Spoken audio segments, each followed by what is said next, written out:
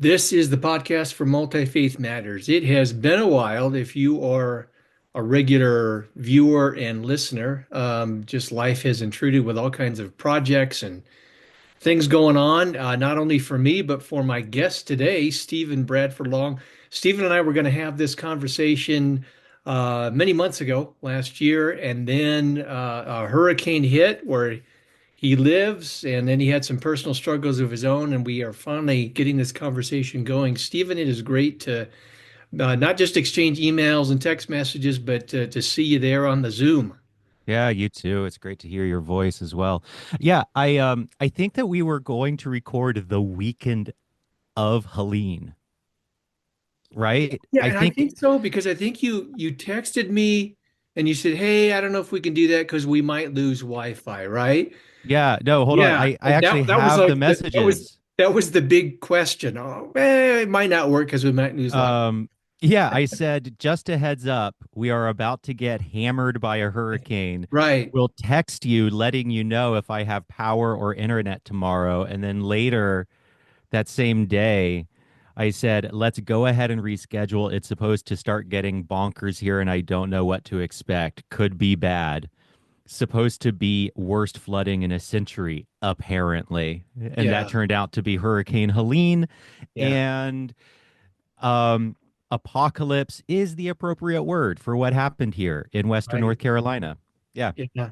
It's just crazy, that one and then the huge disastrous fires in Southern Oh, I California. know. It's Yeah. just been crazy, It what's has going been on. crazy. So, well, I'm glad we're able to do this.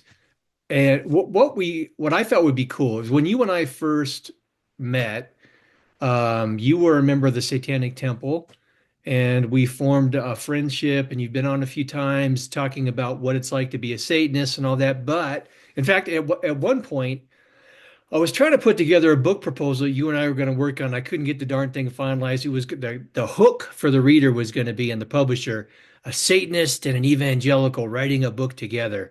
Yeah. And then I'm watching your journey and the things that you're writing and posting, and you're no longer a Satanist. And I thought, well, there goes that hook.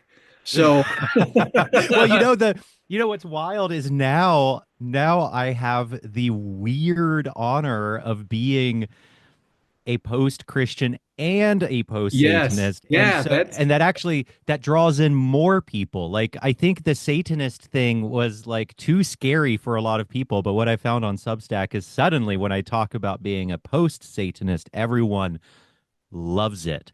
Everyone is so fascinated by it because I think it's a bit safer. It's like, oh, okay, he's come back from like come right. back. We can talk about that. I don't actually Yeah, think that's yeah, yeah. I I think like I'm still weird, but yeah, no, it's still very I think it's even more exciting to people, Yeah, which so is funny.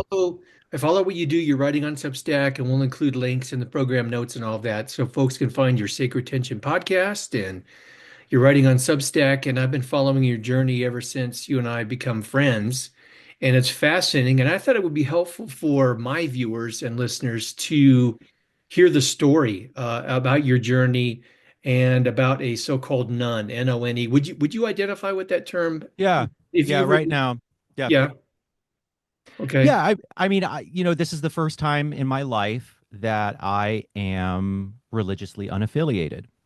So it took me to my 30s, to the age of 35, which is when I kind of formally um, moved beyond Satanism as my core religious identity. It was the first time in, yeah, 35 years that I was ever religiously unaffiliated. And so it's a very new experience to me. And I I think of myself as one of the bound, meaning, I think I have like this two type uh uh, uh, these two types of people in my head, the bound and the unbound, and the bound are the people for whom religious identification feels necessary and vital to live a good life, and living without a religious structure feels kind of intolerable. And this isn't, and crucially, the bound and the unbound, it cuts across belief, right? And so atheists can be bound and theists can be unbound. But then the unbound are the people for whom organized religious identification feels oppressive. It feels unbearable to them. And so identifying with a religious structure and really allowing it to guide you and structure your life, that feels intolerably constraining. Um, and I've always been one of the bound, right? I've always been one of these people who is most comfortable identifying with and adhering to a religious structure, a scaffold that gives my life meaning and structure and direction and ritual and community and all of that important stuff, right? Um, so it's been very hard to kind of set out on my own and be a nun for the first time, an NONE. Yeah, but Yeah, interesting. As you know, uh, nuns, when it's reported on in the media, one of the things that's frustrating for me as someone who follows the scholarly literature on this stuff is they always say that they lead with atheism and agnosticism that's right. first, when actually most nuns are not atheists and agnostics. That's right. They're people who have moved away from being comfortable with institutionalized religion and they're pursuing other pathways. So I think you fit in quite well there, even with your atheism. And I know you've got some problems with that terminology because you weren't a new atheist. Hmm. I don't think you were ever rabidly anti-theistic. You No. just you couldn't accept the existence of God and the supernatural and this type of thing. Is that all correct? Would that be Yeah, correct? that's right.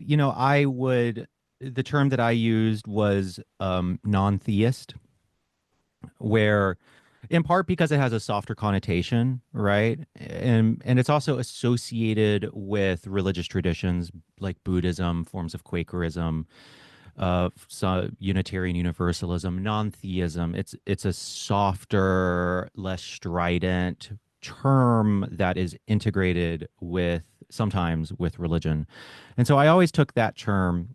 People would ask me, what's the difference between a non-theist and an atheist? And my answer is a non-theist is an atheist who's not an asshole about it, who's not mad about it. Um, right. But and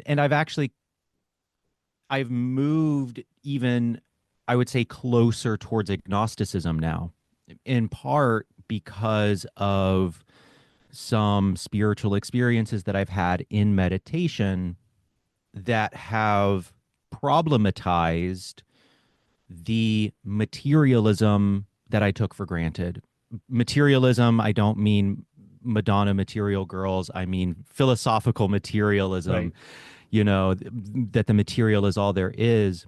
Because, I had some pretty wild spiritual experiences and meditation that it felt like agnosticism was the only compromise that I could come to, Hmm. and so genuinely open-handed now in a way that I don't think I was several years ago in terms of claims of the supernatural. I'm still skeptical about the supernatural. I'm still skeptical about God, afterlife, supernatural claims, souls, so the paranormal, all of that. But I would say I think I was always more open on average than other atheists are on, or more open than other atheists are on average. But now I'm even more so, right?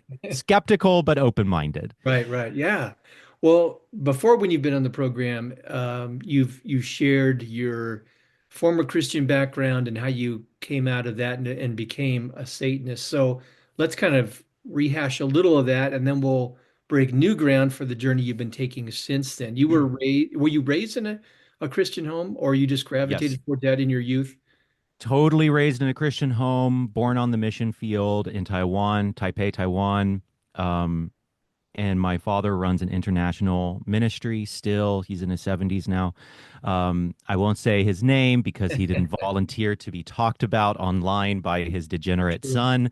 But, and my mom has been a pastor my whole life as well. So Hmm. I was raised in a not just a pastoral setting, but a missions setting, and a charismatic setting. So I was raised speaking in tongues, watching deliverance ministry, or what we Okay. would know as exorcism. My dad is does exorcism, and so I was raised in kind of this wild niche setting, and I had no idea how weird it was until really I got into my 20s, and I was like, oh, people aren't raised this way normally. So I was deeply religious and always felt um it was always very uncomfortable. It was always an uncomfortable fit because I am gay. I eventually discovered that I was gay in high school. And of course, that was existentially horrifying in all the ways that you would expect for a conservative kid growing up in the South in an ultra conservative Christian setting. And so I really struggled with that. And that's a whole other story that we can get into. And, but also, even beside that, I was always kind of drawn to the taboo. I asked questions that you weren't supposed to ask. I was drawn to horror. Horror has always been my first love. I think that's one of the things we have in common. Right. Yeah. We both love horror, and also I live with a lot of mental illness struggles where I'm now diagnosed with bipolar 2. That's the other, with psychotic features. That's the other big thing that has happened since we talked as I got diagnosed. Um and that's really started to assail me when I was 16 years old. And that also complicated things in a religious setting. So there was, even without homosexuality, there was a lot working against me, and it was always a hard fit. And I really struggled for years to kind of find my home within Christianity as I struggled with my faith, as I struggled with my orientation. I had a several year dalliance with Roman Catholicism. I almost converted, decided not to the week of my confirmation. There are lots of side quests that we could go down here, but all that to say, I eventually, around the age of 27, around the age of 26, decided that I had finally lost faith. And it and it was a recognition that these truth claims that I had taken for granted and fought for my entire life, that I could just no longer believe them. And by which I mean the core creedal claims that Christ was raised on the third day from the dead, that God is a Trinity, that there is a God at all, and this wasn't a doubt that was like the seasonal flu. When I hear a lot of Christians talk about doubt, they talk about it as if it's, like this seasonal Right. Yeah. testing, and then you get over it and it kind of boosts your faith immune system and you're stronger for it. This was cancer. This was doubt of an entirely different order. And it was devastating. But what I realized in that process was that I still loved Christ and I still loved religion. I could still do, and I still loved Christianity most of all. I could still do Christianity. I just couldn't believe Christianity. But because so much of Protestantism in particular is based on right belief, on orthodoxy rather than orthopraxy, I just was constantly fighting, like rubbing up this. There was this friction to be a doubter who practiced. And at that point, it's like I decided I have fought for so long for my inclusion in this institution, in these churches, that I'm just exhausted now. It's like this one last battle to be included as a Christian who deeply struggles with belief. It was like, fuck it, that's just too much. It was too much, and I threw the towel in, threw the sword down, and I walked away. And what I walked into was the Satanic Temple, directly into the Satanic Temple. And so I converted straight from Christianity to Satanism, and the reason being that Satanism had everything ready made that I wanted. It was already very friendly to LGBT people. It was already non-theistic, but appreciated the importance of religion as an ordering force for people. It also had the darkness and the edginess that I really resonated with, and it was a home for circus freaks like me. Some literal circus freaks too. You know, I had colleagues who were like fire breathing clowns and that kind of stuff. Um, so it just ticked all the boxes for me, and I was very happy there for about 6 years. Um, How did you swerve in from Christianity into the Satanic Temple, and was it directly the Satanic Temple, or did you look at all the Church of Satan? It's fascinating to me looking at different forms of Satanism, and yeah. I interact sometimes on Twitter or X with the official Church of Satan, and they're very fundamentalist. They're the only true Satanists, right? Oh yeah, they're And extremely fundamentalist, yeah, and and they there's really don't like the Satanic Temple. But yes. was it Satanism in general, or was it specifically something about TST that you It found very it appealing? was it was specifically TST. I had always been drawn to I had always understood non-theistic Satanism starting as a teenager, looking into Church of Satan and being like, "Oh, I get that." And I didn't have to work hard to get it, you know, and I think that that's actually really important. Um because I now have this theory, this idea that Satanism is a religious neurotribe. And what I mean by that is it's like the ability to just seamlessly see Satan as a hero. You don't have to work for it. It's just there. It just arrives inverted. And you're like, I like that guy. That takes a very weird brain, right? In spite of all of the centuries of taboo and fear and darkness and evil and Satan being the personification of evil itself, in spite of all that, being able to look at Satan and be like, I see something beautiful there. It takes a very weird mind to be able to do that. Someone who's kind of immune to social taboo, right? And I think that what that does, that's the lock or that's the key that opens the door. And so, and then you get access to this very unique, weird group of people for whom things arrive inverted for them. And then you get to hang out in this weird club.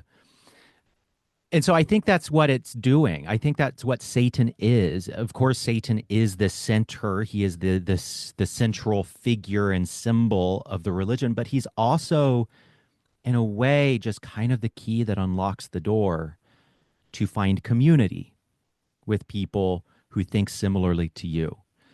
And it also was specifically about TST because TST is a satanic reformation. It is a it's an updating of Church of Satan to what we now know about human nature, which is that altruism is important. Social Darwinism doesn't necessarily hold true.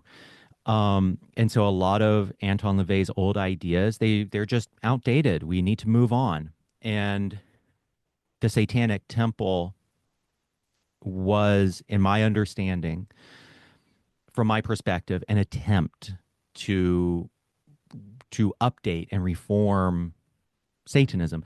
It was also it is also a political movement, and I was very drawn to the political activism there. So that's what got me into it, but it was really very seamless. I mean, a lot of people were shocked by the transition because it appeared to happen really suddenly to a lot of people, but to me it just felt so seamless. And I didn't have to fight for it. I didn't have to work for it. There was zero struggle. It kind of felt like sinking into a warm bath almost. It's just like, oh, okay, awesome. You know, this ability It felt like a sinking into what felt natural to me. And you remember for how long of DST? I was Years six you said? years, 6 years. 6 years. And you were Yeah. involved in leadership. Yeah. So I was a prominent member for 3 years as a writer, content creator, podcaster, and kind of built a lot of my name on being the guy who talked about Satanism nonstop and wrote about Satanism. And then for the last three of those 6 years, I was a minister and was a leader in ordination council. Mm. Now, Yeah. what was it that led to your departure? Was it just a dissatisfaction of it meeting your spiritual needs eventually, or what? Walk us through that process. So a lot of things. So I have two articles about this that people can check out. One is called The Limits of Satanism, which is where I talk about how my spiritual needs eventually evolved to the point that Satanism could not meet them. And then a second article called The Weird Travails of a Post-Satanist.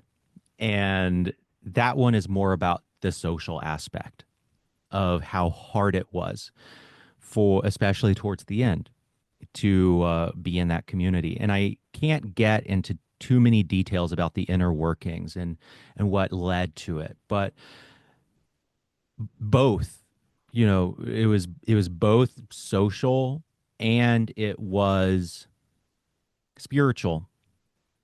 On the social front, you won't be surprised to learn that people who valorize the ultimate outsider and rebel don't necessarily get along very well, Mm-hmm. Yeah. right? And so it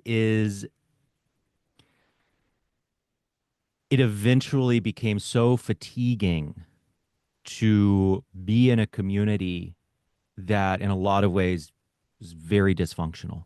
And um, I think outsider communities in general struggle with this, Mm-hmm. where they are particularly vulnerable, I think, to bad actors, or uniquely vulnerable, and they have unique vulnerabilities to bad actors to come swoop in and just create chaos. And I saw that so many times, and it really became unworkable for me personally. And so there was that. But then I started to realize that I needed more stories. And, as I was getting older, as I've been getting older, realized I need stories of not just rebellion and heroism, which is what the satanic story is. He's a hero, um, but I also needed stories of sacrifice, forgiveness, compassion, um, enlightenment, all of that stuff, right? And I needed spiritual practice that really touched the transcendent. I found myself really yearning for for the kind of the sublime, for worship, if you want to use that word.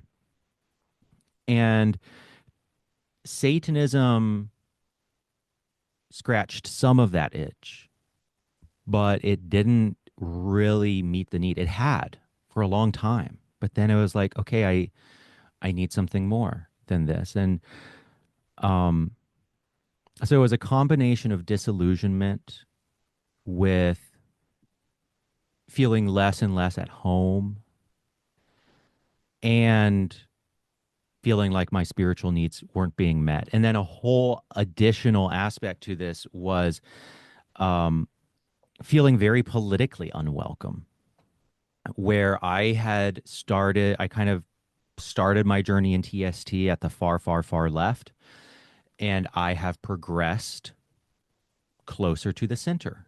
Mm. And the more I did that, the less welcome I became, or the less welcome I felt among my colleagues. Now, Importantly, this is not true of EM, of executive ministry, the founders. They're great. I've always felt welcomed by the highest ups, and but at a lot of other levels of leadership, at a lot of other levels of the community, I felt less and less welcome the more moderate I became. And the real breaking point came when Jonathan Rauch, the writer, heard me say on a show that I didn't even know if I was on the far left anymore, and he wanted to interview me. And he wanted to interview me on my own show about my political journey. I was like, yes, of course, that would be great. So he comes on and interviews me about my political journey. And Jonathan Rauch, for people who don't know, he's a normie centrist gay. He is the most milk toast liberal normie dude. He works for the Brookings Institute. He's written several great books. He writes for the Atlantic, like totally milk toast. I don't mean that in an offensive way. He's great. I love Jonathan Rauch. He's been a wonderfully encouraging friend to me in my writing. But the response I got was literally, you are being radicalized to the far right by Jonathan Rauch. It was insane. It was wild. The emails I got, the conversations I had were just wild. And so that was kind of the tipping point. And I think Jonathan Rauch knew exactly what he was doing, where he Mm. knew that this conversation that we had together would get me in trouble with some of the more lefty types, far left types. So yeah, and it was that culmination of all those things that eventually pushed me out. And I'm kind of, it was far more dramatic than, I Sure. mean, it was very dramatic. It happened very quickly. It was honestly extremely painful, and I left overnight. I was like, I can't do this anymore. Yeah. So I pulled the plug, and I lost my religious community overnight. Mm. Yeah. I always find the idea of ideological leanings very interesting and very subjective. In some quarters, I'm considered liberal Yeah. within Christianity, and in some, I'm considered, way too conservative. So it's always a Oh shifting yeah, me too. kind of thing, So Yeah, yeah, same. happens all the time. Now, so you decided to leave, um, but you've picked up additional, would you call them spiritual tools, disciplines, philosophies? What do you call what you've drawn and expanded your Hmm. spiritual experience? What do you call those, and how do you use them in your life since leaving the Satanic Temple?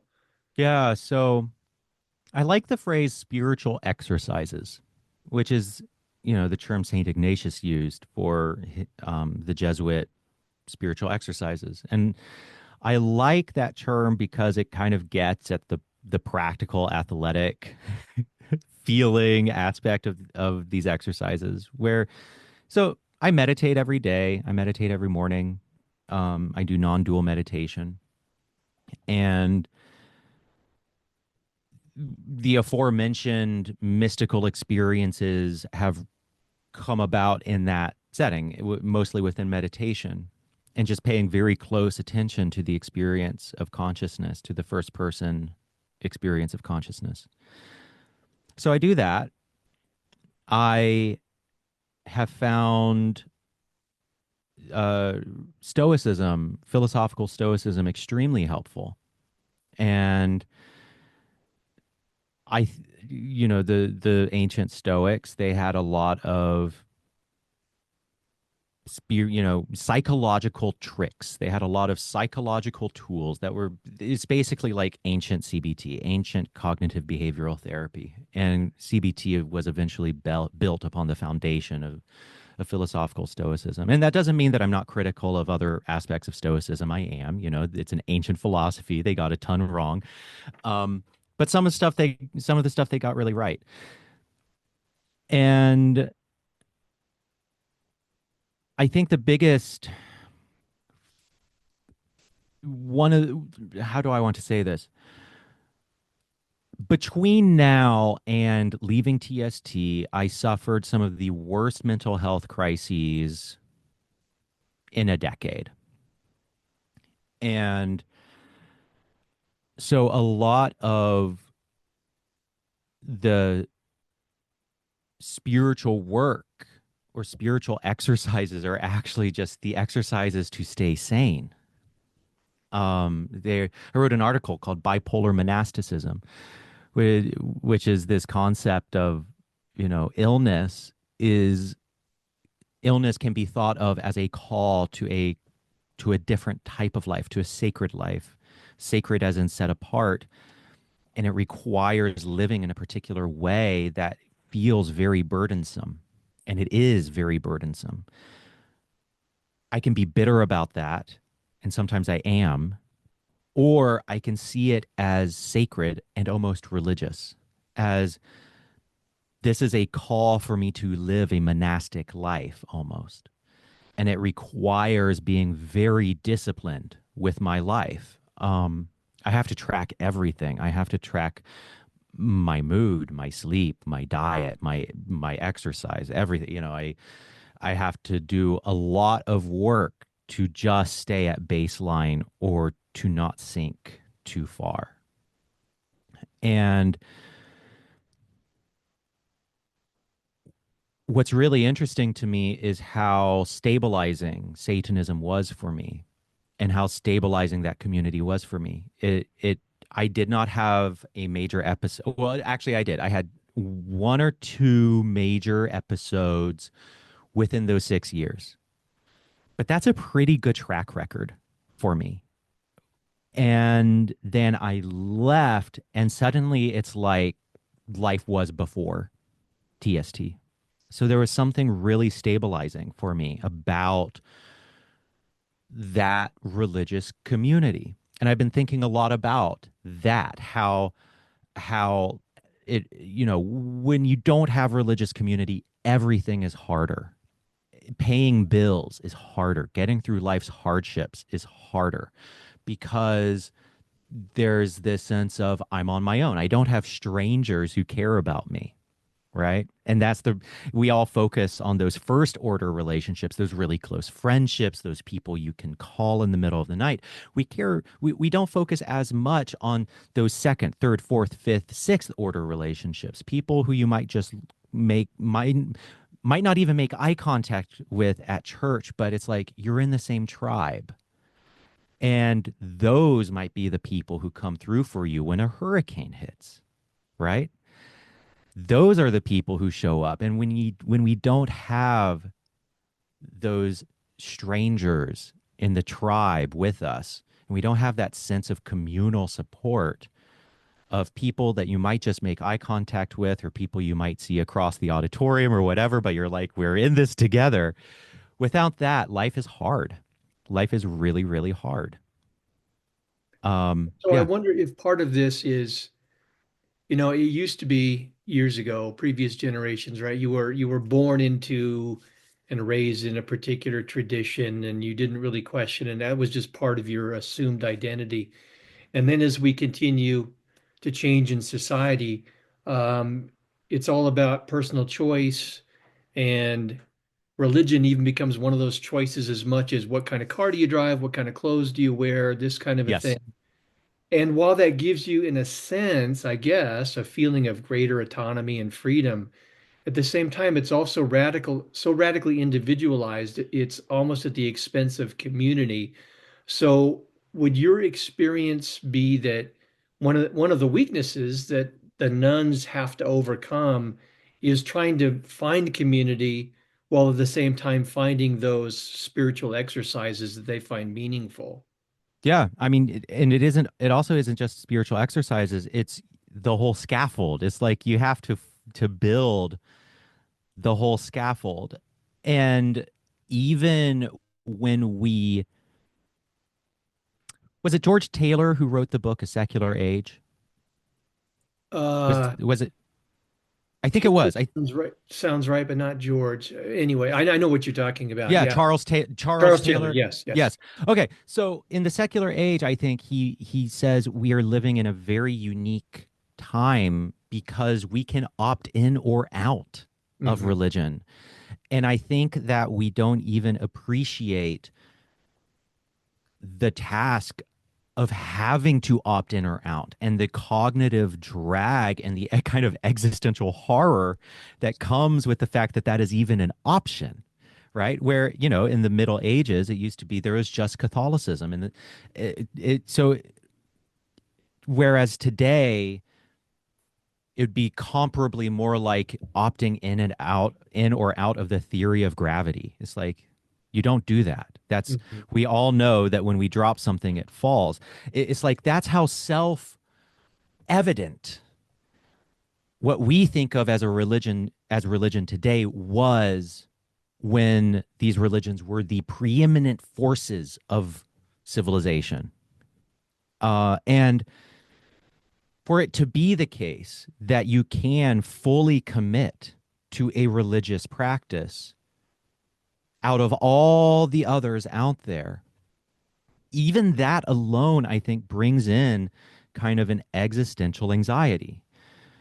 And so there is a it is so it isn't just the spiritual exercises and having to like do them on your own, which it's like you absolutely do. It's like you have to get up in the morning and go for a 4 mile run on your own volition at 5 a.m. It's because you're an athlete and you're doing it on your own. That's very much what it feels like. But also it's the building the scaffold itself, the religious scaffold itself. And that's very hard. And I've actually resisted the temptation to just throw myself back into a religious system, um, be it Christianity. I've been very drawn, actually, back to Christianity, which has been surprising for me, and to Buddhism, to Zen Buddhism. But I've really strongly resisted that impulse because I think it's important for me to experience this. I think it's important for whatever reason to kind of exist in this liminal space and not jump headfirst into the next thing. One friend on Substack said, "So it's like you are a serially monogamous person who is single for the first time in his life and in his adult life, and you're just kind of having to be spiritually single for a bit and learn how to do that for a bit." It's like that. Okay. So Yeah. you're trying to learn some lessons and see Yeah. what happens and let the next step kind of take place is more of a natural, mature kind of process rather than just jumping from one relationship to another in terms Yeah, of exactly. yeah. I don't want a rebound relationship. But also, the wildness of it, I think, is if I become a Buddhist, it's like I'm still very much a Christian. If I become a Christian, well, I'm still very much a Satanist. If I convert to Judaism to join my husband, then I'm still very much a Christian. Um, and so we live in this multicultural age where it's actually very hard to say what one is, you know, because if we're if I'm absorbing all of these ideas, which I am from, I've spent 6 years in Satanism and that has deeply shaped me. And then I spent a lifetime in Christianity and that shaped me. And I think my ethics are very Christian. And then, some of the most powerful spiritual experiences I've had have come from Buddhism. And then I'm a member at my husband's synagogue, which I am. It's like, well, how is it possible to say I am one thing and be honest about that, right? Right, right. It's a challenge. It's weird. And and there are ways to approach that where it's like, okay, religion is what you commit to. Religion is the community and the identity and the practice that you can commit to, but it can be informed by all these other things, right? So, but there is this sense that because we are in a multicultural age, there people like me have a really hard time committing to one thing, not because we have a fear of commitment, but because we are committed to so many things, Hmm. because we are kind of these chimeras where, I'm shaped by like existential philosophy and Aleister Crowley and Christianity and G.K. Chesterton and like and Judaism and Buddhism and Satanism. It's impossible to say, well, okay, then am I a Satanist? Am I a Christian? Am I a Buddhist? It's very hard to say. And so I kind of wonder if we're like in a new paradigm where we have these these weird chimera religions, these weird chimera religionists. And it's just hard to say what they are. Yeah, Does that make sense? that does make sense. I mean, I've been intrigued and confused by the idea of dual religious identities, but you're taking it beyond that. I mean, I've heard of people who call themselves Hindus and Jews, Yes. Yes. Buddhists and Christians, and and I realize that human beings, we hold incompatible ideas all the time. It's nothing new, but when it comes to religion, my hope is that people would be a little more thoughtful and consistent. But I realize it's a real phenomenon. But you're talking about something not just dual religious identity. You are talking about these chimeras, and it Yes. would be interesting to see. Maybe you're the founding prophet of the new chimera religion. Who knows? Who knows? I hope not. I mean, if there's one thing that I'm now very suspicious of, it is forming new religions Yes. deliberately. It's like one thing that TST does have in its favor is that it happened by accident. They did not intend to start a religion, but I won't say that it's a bad idea to start a religion deliberately, just that it's very fraught. And I would not want to start a religion. Yeah. Yeah. Yeah, I do think we are in an interesting time. For a long time, you've seen obviously religions historically always overlap with each other Mhm. and this type of thing. I mean, I think it was last year, year before, I had a member of a UFO religion on, which is fascinating because it takes contemporary UFO ideas and combines it with create almost a twist on Christian creationist ideas. Yeah. He was. Which group was it? Oh gosh, I'm having a brain fart. It's the prominent one, the French former race car driver. Raelianism. Aliens, yes, yeah, Yes. Yeah, yeah, they're and we fascinating. They're so they cool. are Yeah. fascinating. We had a fascinating conversation, but Yeah. that's just one example of the overlap of a couple of traditions trying to make something new, Hmm. in our time. But you're talking about something else where a whole bunch Yeah. of influences are coming together. It's yeah, and it's really hard to say what I am because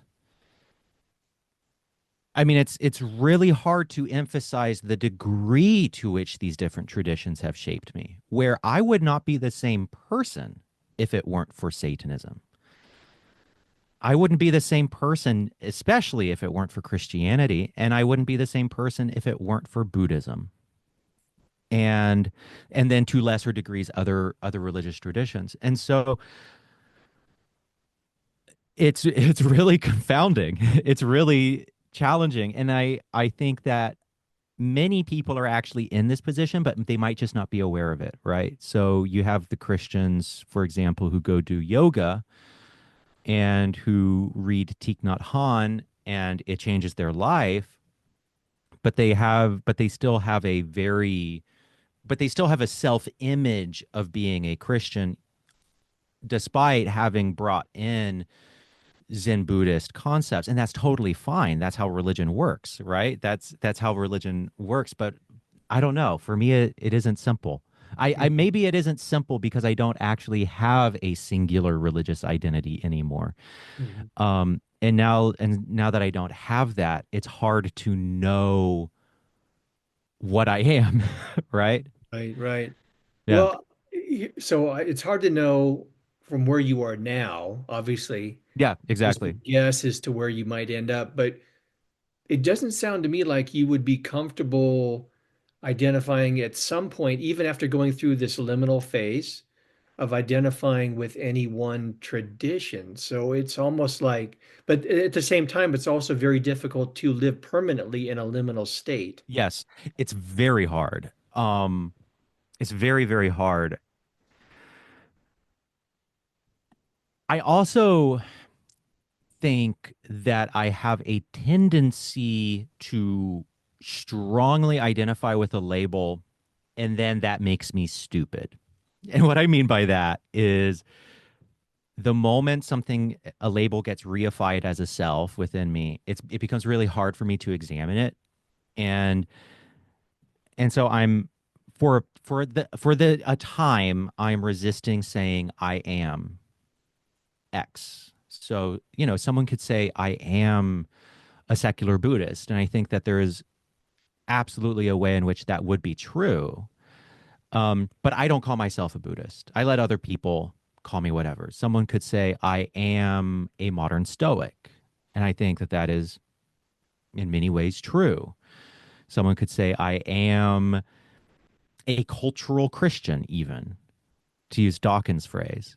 And I think that that would be true. But what I've found, I've taken this position because one of my biggest regrets actually with Satanism is that I was so quick to take on the label and that I didn't allow myself the time to just enjoy it, to kind of enjoy the culture, the art, the literature, the vibes, the aesthetic, the poetry, the philosophy, the occultism, all that stuff that I love. I didn't give myself the time to just enjoy it. I immediately became it. And that's actually, I think, maybe my biggest regret that I took it on so quickly. And so I'm trying hard not to do that. But the problem is that it's also very hard to do that long term and to not have a home long term because eventually we need a traditions exist for a reason. And eventually we need something to focus our energies, be it Zen, so sit in Zazen every day and have a particular structure and practice that you do. Um, so yeah, it's a weird paradoxical space. Yeah, and when I hear you talk about this, it reminds me of some of the research and work I did in years past on my graduate thesis on Burning Man Festival. And these folks Yes. that create a liminal space, an alternative culture out in the desert in Nevada, and then it's there for a few days and then it disappears and they go back into mainstream society and then they come back again. But one of the things I asked in my paper was how long can they maintain that? How long do you serve as a counterculture in that liminal space without becoming something else and new that then somebody else will be dissatisfied with and pull, it's just kind of a difficult, interesting scenario. And I built that on the idea of the Yes. homeless minds thesis that one of the challenges we face now is our minds are not at home in a lot of the traditional structures. And so people are creating new structures, new autonomous zones to inhabit and to create meaning for life. So that, Yeah, that it, absolutely. Yeah. It's this homelessness is, I think, the main term that I would use to describe where I am. And it is, in some ways, it's very exciting. In some ways, it's like the world is my oyster. I can lay claim to any of it, to all of it. Sam Harris, I think, is a really good example of the perpetually unbound, self-identified, unbound kind of person, where he was asked the question, well, what do you replace the Bible with? And he said, I replace it with the entire human canon. That is ours. It is all ours.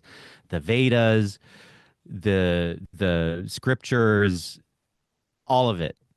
The problem with that is that we are just one human, and you can't read all the Vedas, and you can't read all the sutras, and you can't read all the Hebrew scriptures. You can't do it, so you can't actually lay claim to all of it, and so you do have to limit and focus yourself. And so as aspirational as what he said is, where it's like, we can lay claim to the whole body of human literature. It's like, yes, love that in theory, but I am almost halfway through my life now, and I don't have enough time for all that reading. So I'm going to have to focus on something. And not knowing what that something is a sort of homelessness. Yeah. What do you think the future, what's the plan for Stephen Bradford Long as he's in this liminal space? How do you chart a way to continue forward on your journey? Well, the most important thing is to not go insane, like to not be insane. And so focusing on staying steady and staying mentally well, that's taking up 80% of my effort right now. Um, but I do also think that that is actually a spiritual and religious project, right? I think that that's a deeply spiritual thing. So I've been learning a lot from that process. Um, right now, the most exciting thing is that I've joined a group called the Mankind Project, which came out of the Mythopoetic Men's movement, and I've really enjoyed it. I'm fascinated by it. I'm just attending. I'm like, this thing is cool. I will keep coming to it. It's a men's global organization, and I would call it explicitly religious. And where they don't say that they are, they do that thing where they say you can be any religion and do this thing, but it is actually extremely religious. Um, So I've been enjoying that. I've been delving into Greek and Roman philosophy and really loving that. I am continuing to meditate and really loving that. Um, beyond that, I really don't know. I have no idea. We'll see. Yeah, yeah. Well, it's been fascinating to follow your Good. journey and to continue our fellowship. Um, well, you've got the Sacred Tension podcast, you've got Substack. Uh, Yeah. Want to give some plugs and folks know where they can find your work? So unfortunately, the Sacred Tension podcast has been on hiatus Okay. for about a year now. I haven't been well enough to just due to health reasons. The workload has been pretty overwhelming for podcasting. So I haven't done any podcasts. I might start the podcast again. We'll see. But all of my work, including my podcast archive and my ongoing newsletters, can be found at sacredtension.substack.com. Wonderful. And are Yep. you still doing around Halloween? You asked for some feedback on some narration you were Oh, doing, yes. which was really Yeah. cool. You still doing that? So I occasionally do voiceover work. That was the other career that I was trying to start. And I would still very much like to do voiceover. Um, Started a project with Matt Langston called Planchette Horror, which is kind of a radio theater horror storytelling podcast. We released one episode and people loved it. It was a retelling of Dagon by H.P. Lovecraft, and Matt Langston, who's a musical genius, created the score from the ground up around my narration of the story. Um, we've been working on a second episode, but it's just been very, very slow coming. And so I don't know if we're going to do more. I would love to do more. But each of us have insane lives. So, but Yeah. if we could do a regular thing with it, I would love to. I think it would do pretty well. Yeah, that would be another great outlet for you is horror. I mean, I know Totally. able to get my outlet not only through books and videos, but working on editing projects and this kind of thing. And in fact, I just came out with co-edited volume Horror Comics and Religion, which was really cool Nice. to work on. So those kind of That's things. awesome. I kind of feel like you're familiar with Guillermo del Toro, the Of course. film director, and Yeah. he's an atheist or agnostic, but he's been asked on numerous occasions, what would your religion be? And he said, religion of monsters. And I really resonate Yes. with that. So, and I would assume you might too. So Absolutely. maybe you Yeah, can I add mean, that to the chimera. what's that? Maybe you can add that to the chimera. Yes, absolutely. Religion of the monsters, Yeah. for sure. So that'd be awesome. Well, Stephen, thank you so much. I'm glad we finally did it after months and months and Same. personal challenges and weather tragedies and all kinds of things. And I look forward to putting this up and having people learn about your ongoing journey. Thanks. Yeah, this was great. Anytime. Thanks, my friend. Again, this is Stephen Bradford Long. Look in the program notes, and you'll see links that he mentioned in our conversation. And you can please follow his work. Sign up for his stack, subscribe. That helps him as well. And until the next episode of the Multi Faith Matters podcast, this is John Moorhead.